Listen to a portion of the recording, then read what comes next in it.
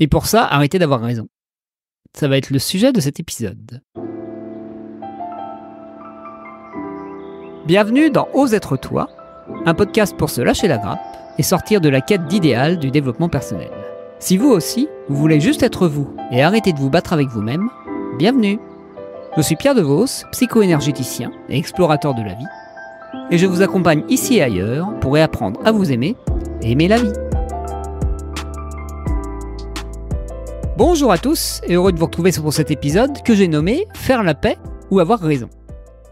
Pourquoi je vais aborder ce sujet-là ? Parce que je me rends compte à quel point c'est central dans notre vie intérieure et dans nos relations et dans notre vie en général.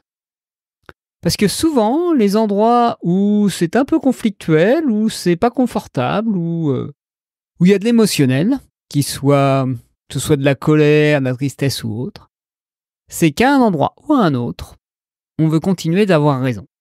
On veut continuer de voir le monde d'une certaine manière. Et donc, continuer à faire la guerre entre notre vision du monde et d'autres visions possibles de ce qui s'est passé ou de ce qui se passe. Je vais aborder ça un peu plus en détail pour que vous compreniez un peu mon idée. Premier exemple, dans les relations, par exemple au travail, vous êtes en conflit avec un de vos collègues de travail, et donc lui, il reste bloqué sur ses positions, vous restez bloqué sur vos positions, et qu'est-ce que ça génère ? Ça génère une ambiance de travail pas très agréable. Est-ce que vous préférez continuer à avoir raison et être, entre guillemets, dans votre bon droit, ou avoir la paix ? Ça ne veut pas dire abandonner, ça ne veut pas dire remettre en cause votre point de vue. Ça veut juste dire, j'ai autant raison que lui, il a raison. Dans son point de vue, il a raison. Selon mon point de vue, j'ai raison. Lui, pour l'instant, il n'est pas prêt à bouger. Est-ce que moi, je suis prêt à faire un pas pour faire la paix ? Voilà un exemple dans le relationnel. Ça peut être pareil dans le couple. Par exemple, dans le couple, on peut considérer qu'il y a une bonne manière de faire les choses et une mauvaise manière, et donc reprocher à l'autre de ne pas faire les choses de la bonne manière. Sauf que l'autre, notre compagnon, notre compagne, lui a sa manière de faire les choses et considère peut-être que notre manière de faire n'est pas la bonne. Donc est-ce qu'on veut être dans un conflit de « toi, tu as une bonne manière de faire, moi j'ai une bonne manière de faire et donc qui c'est qui va gagner et qui c'est qui va imposer à l'autre sa manière de fonctionner ?» Ou est-ce qu'on peut pas être un peu plus intelligent, dire « moi, j'ai ce point de vue, toi, tu as ce point de vue, qu'est-ce qu'on peut faire pour trouver un point de vue commun qui nous convienne à tous les deux et qui nous permette de cohabiter en paix et même en harmonie, je dirais. » Et si on part un peu plus sur le côté intérieur et le côté émotionnel, on va dire, parfois on a envie de quelque chose et il y a une émotion qui se réveille, une émotion qui est là, et une émotion qui nous dérange. Imaginons, il y a une colère qui remonte, etc. On peut dire « Ah, toi tu m'emmerdes, la ferme, et donc on va se mettre en guerre. » Et donc on va considérer qu'elle ne devrait pas être là, et donc on a raison. Et de l'autre côté, il y a l'émotion qui est là, qui a besoin d'exprimer quelque chose, une partie de nous qui a besoin d'exprimer quelque chose, et qui elle aussi a ses raisons. Et donc, si on reste tous les deux dans notre côté guerrier, en considérant « Ah oui, non mais ça m'emmerde, cette partie de moi ou cette manière d'être que j'ai, ou ce comportement que j'ai, ou cette émotion, là je prenais l'exemple de l'émotion, ça, il faut l'annuler, il faut la bâillonner pour que ça puisse être confortable pour moi. » Vous préférez le confort ou vous préférez la paix ? Moi, personnellement, je préfère la paix. Même si pour atteindre la paix, il faut des fois passer par un terrain qui n'est pas hyper confort. Mais ça évite de foutre ça sous le tapis. Parce que mettre sous le tapis une émotion, un comportement, c'est, comme on dit, c'est sous le tapis, donc ça déborde au bout d'un moment. Et donc, comment on fait, par exemple, s'il y a on sent, par exemple, il y a un truc qui, dans notre vie, ne nous convient pas, qu'on a une grosse émotion, mais il faut faire avec, etc. Il y a juste à écouter l'émotion qui est en dessous, comprendre quel est le besoin en dessous, et essayer de trouver quelque chose qui corresponde aux deux points de vue. Imaginons qu'il y a un point de vue où c'est important pour moi de gagner de l'argent, d'avoir un boulot pour nourrir ma famille, Et une autre partie qui, ce boulot, je n'en peux plus, il m'épuise et ça ne me correspond plus ou je me sens pas en sécurité dans ce travail, etc. Il peut y avoir plein de raisons à avoir envie de changer de boulot. Est-ce qu'on ne peut pas trouver un accord entre ces deux parties? Les parties qui considèrent que le travail et l'argent que ça nous apporte, c'est important, et les parties qui veulent un épanouissement et un bien-être au travail. Est-ce qu'on ne pourrait pas leur trouver un moyen pour aller dans une direction commune? Pas régler le problème immédiatement pour que la partie qui n'est pas en accord avec ce qu'on vit actuellement, abdique, mais collaborer avec elle pour aller dans une situation avec un certain temps et un certain rythme. Faut pas que ce soit immédiat, faut juste que cette partie soit entendue. Je disais, trouver un chemin pour une amélioration de la situation. Comme avec votre compagnon ou votre compagne, s'il y a certains de vos comportements qui ne conviennent pas, qui ne sont pas totalement adaptés, et si vous êtes prêt à les changer, je précise. Trouver un moyen commun de fonctionner pour aller dans une direction qui convient aux deux. Parce que vous allez habiter toute votre vie avec vos parties de vous, avec qui vous êtes. Comme j'aime bien dire, la seule personne avec qui on est en couple à longueur de jusqu'au dernier jour de sa vie, c'est soi-même. Donc ça serait bien de pouvoir avoir un mariage heureux avec soi-même. Et avec toutes les parties de soi-même, parce qu'on n'est pas tout seul à l'intérieur. Il y a du monde. Et donc parfois, oui, il y a des parties qui disent « Ah ouais, mais ça... Ah mais je suis pas comme ça. » Oui, il y a peut-être une partie combative, il y a peut-être une partie qui ne veut pas lâcher, qui ne veut à tout prix montrer qu'elle est forte. Mais il y a aussi, derrière, une partie qui a peur et qui est craintive et qui a aussi besoin d'être entendue. Prenons un autre exemple. Vous allez faire une thérapie pour aller dans une direction qui vous convient mieux. Et donc, le thérapeute vous fait explorer certains événements de votre passé et ça réveille certaines émotions. Et ces émotions que vous avez eu l'habitude de ressentir vous ont fait générer une certaine histoire. Ah oui, mais là, j'ai vécu ça, c'était injuste, c'était inacceptable, c'était pas... donc, je garde, entre guillemets, la colère associée à une interprétation comme quoi cet événement de ma vie était inacceptable. Sauf qu'en fonctionnant comme ça, il y a des parties derrière cette colère et derrière cette justification de la situation qui vont rester enfermées. Imaginons que cette colère est vis-à-vis de vos parents. S'il y a des parties de vous qui ont envie d'être en paix avec vos parents et qui ont envie d'arrêter de leur en vouloir, si vous considérez que vous avez raison d'être en guerre et de raison de leur en vouloir, vous ne pourrez jamais être en paix. Donc vous ne pourrez pas avoir la partie qui veut avoir raison de « Ah, ils n'auraient pas dû faire ça », avec la partie qui veut vivre une relation harmonieuse avec ses parents. Et bien sûr, en faisant ça, en libérant ça, vous allez libérer plein d'autres choses dans votre vie, parce que souvent, les parents, c'est un gros miroir qu'on projette un peu partout dans nos relations. Donc est-ce que ce serait pas bien, dans ces moments-là, de se dire « Ok, à ces moments-là, pour pouvoir me construire, j'ai eu besoin de me raconter cette histoire et donc de me créer une raison pour supporter ce que j'avais vécu. Ça, ok. J'avais besoin de ça pour aller dans une direction. Ok. J'ai eu besoin de ça pour pas ressentir l'émotion qui était peut-être cachée derrière cette colère. Ok. Ça, il n'y a pas de souci. Mais est-ce que maintenant, vous avez encore envie de rester avec ce sac à dos qui vous fait bip et qui vous empêche de vivre des relations et une vie qui vous correspond vraiment et qui soit plus harmonieuse et plus épanouie et plus apaisée? Peut-être pas. Peut-être que vous n'avez pas envie de rester avec ça. Et donc, le meilleur moyen pour ça, c'est de voir aussi, ok, il y a cette interprétation-là de ce qui s'est passé, et il y en a peut-être d'autres. Il y en a peut-être d'autres où ils ont fait de leur mieux. Il y en a peut-être d'autres où ils ont fait ça, mais ils n'avaient pas trop le choix. Il y en a peut-être d'autres, ils n'étaient pas du tout conscients, et eux aussi, ils ont, entre guillemets, reproduit un schéma. Ça ne veut pas dire de justifier et de dire qu'ils avaient raison de le faire. C'est juste d'ouvrir un peu d'espace pour ne pas être dans la situation où ils avaient tort. Voilà. Parce que ce qui génère la guerre, c'est il y a les bons et les méchants. Ce dont j'ai déjà parlé dans un épisode, mais c'est ça qui nous enferme dans nos fonctionnements, c'est quand on veut être du côté des bons, à tout prix. Et donc, si on veut être du côté des bons, obligatoirement de l'autre côté, il y a un côté des méchants. Et obligatoirement, en ayant un bon et un méchant, on génère de la guerre, et pas de la paix. Parce qu'avec un bon et un méchant, obligatoirement, ça génère un conflit. Ou ça génère une tension, un minimum. Donc voilà un peu pourquoi je vous conseille fortement de lâcher l'envie d'avoir raison pour enfin pouvoir, au maximum que vous pouvez, faire la paix avec votre passé, avec vos relations et avec vous-même.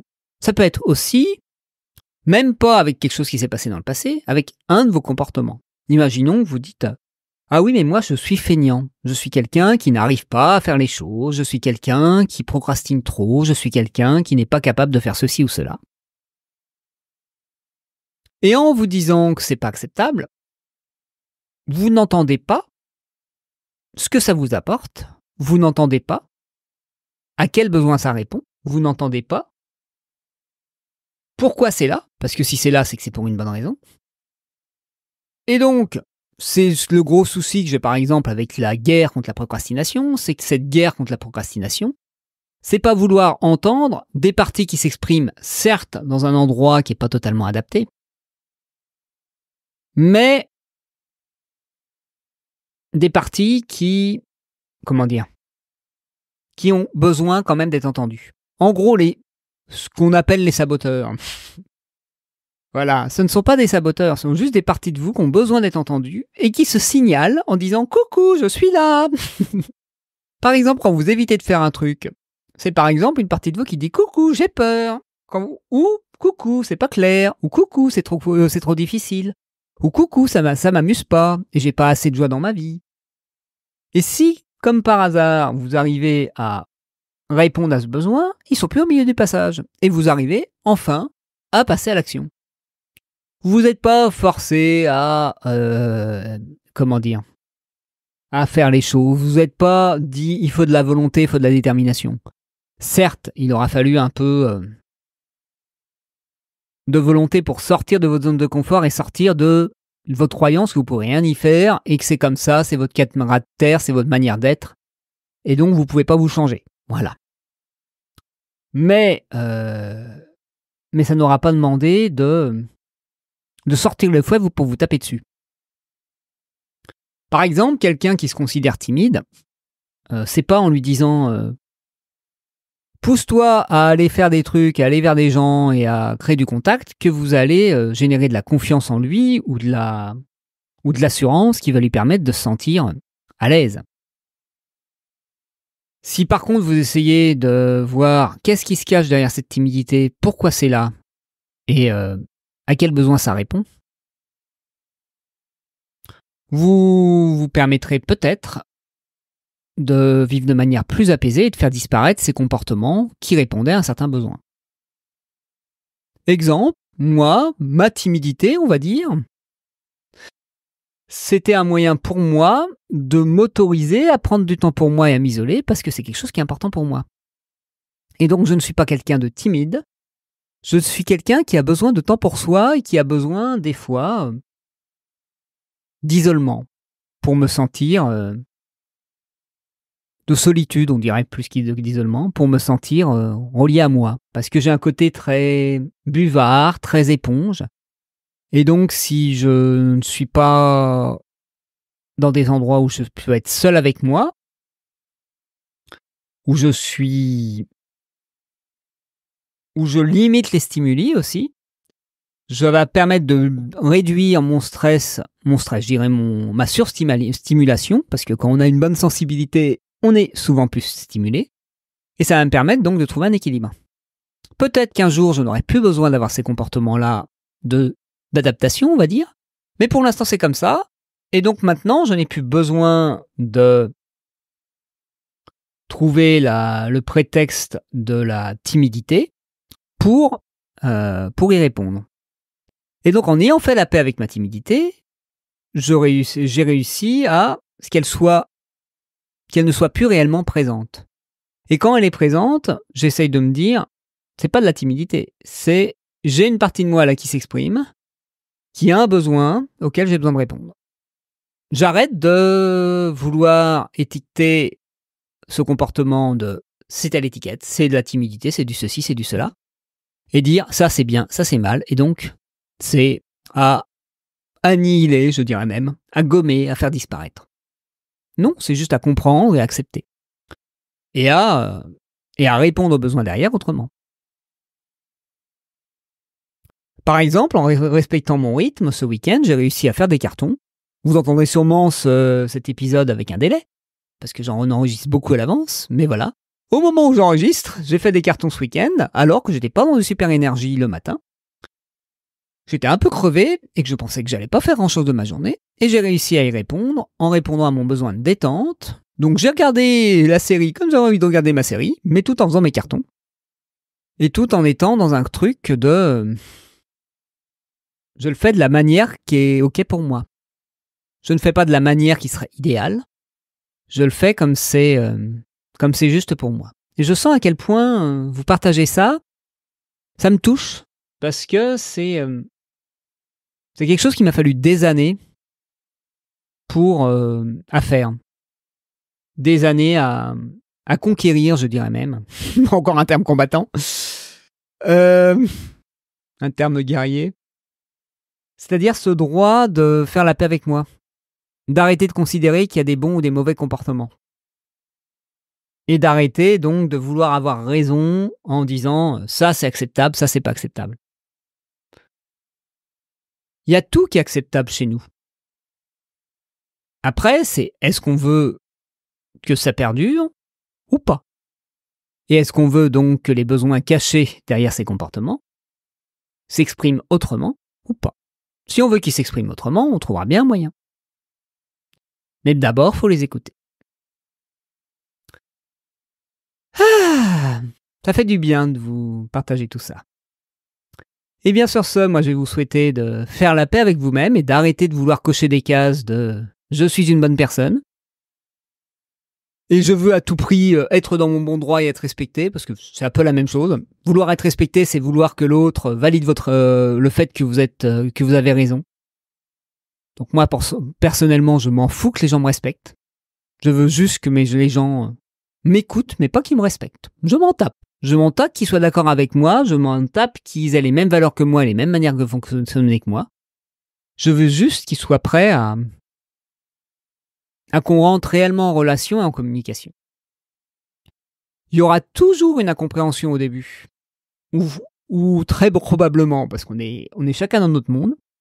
Mais si au moins on ouvre les oreilles et on dit à l'autre « Eh oh, moi je fonctionne comme ça ». Et comme quand tu fonctionnes comme ça, moi j'ai un peu de mal, des fois j'ai besoin de m'adapter. De quoi tu as besoin et comment on pourrait faire pour que notre cohabitation soit la plus harmonieuse possible. Là, ça permet de faire la paix. Et d'arrêter de décider à la place de l'autre quelle est la bonne manière de vivre. C'est ce qui génère les guerres de territoire, les guerres de religion et tout ce qu'on connaît trop bien. Et ce qui résume un peu ce qu'on pourrait dire actuellement, selon notre vision du monde, la nature humaine telle qu'elle vit actuellement. Est-ce qu'on a envie de continuer à considérer que c'est ça, la nature humaine? Moi, j'ai pas trop envie. À vous de voir.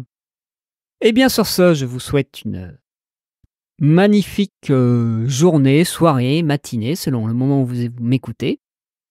Oui, je bredouille un peu parce que c'était pas facile pour moi d'enregistrer cet épisode, mais c'était important de le faire. Et je vous dis à très bientôt pour un nouvel épisode. Comme d'habitude, si vous avez besoin de me contacter, vous avez tous mes liens sur les réseaux sociaux dans la description de ce podcast, ainsi que mon mail, pierre@osetretoi.fr. Vous pourrez me laisser un message ou des commentaires ou toute remarque, et aussi des demandes d'accompagnement si vous voulez que je vous accompagne pour vous aussi faire la paix avec vous. Parce que c'est un peu ça mon cheval de bataille et ce que j'aimerais apporter aux gens et apporter au monde. Permettre aux gens de s'écouter réellement et d'écouter réellement l'autre et d'arrêter de vouloir à tout prix se battre pour que le bon côté l'emporte. Voilà. Je ne suis pas un guerrier de lumière, je suis un pacificateur.